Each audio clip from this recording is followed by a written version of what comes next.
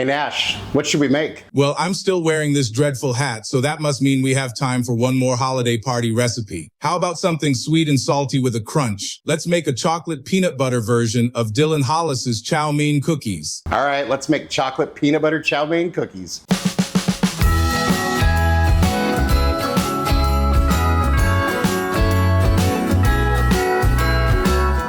Welcome back to Chaos Kitchen, where sometimes we make desserts. Dylan Hollis, who we love, just recently made chow mein cookies. He was skeptical, but they worked. Chow Mein Cookies from 1968. Now, I'm down for chow mein noodles and I'm down for cookies, but I mean, common sense says that they shouldn't necessarily go together, or do they? In his version, he used chocolate and butterscotch. But that got me thinking, what about chocolate and peanut butter? So that's what we're gonna do today, a chocolate peanut butter version of chow mein cookies. They're gonna come together quick. They're gonna be delicious, and you can serve them to whoever you want, or just eat them all yourself. I won't tell. So without further ado, let's go. So we start with a double boiler, or in my case, a pot with some simmering water and a bowl. And then we take about a cup of chocolate chips and a cup of peanut butter chips.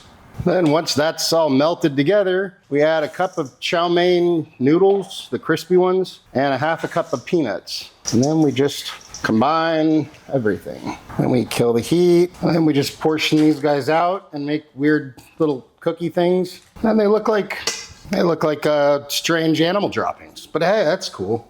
And I'm gonna hit these guys with just a little bit of flaky finishing salt, just to kind of lean into that sweet and salty thing. But you don't have to if you don't want to. And then we just let these guys cool.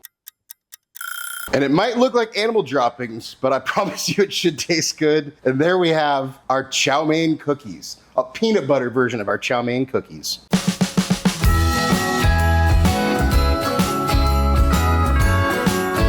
And it's time for a bite. Cheers.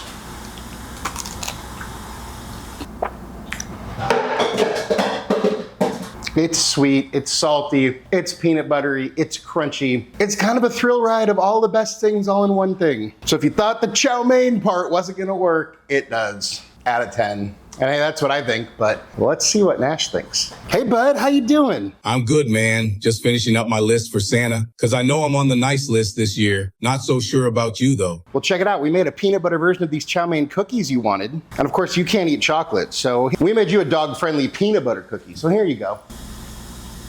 What do you think?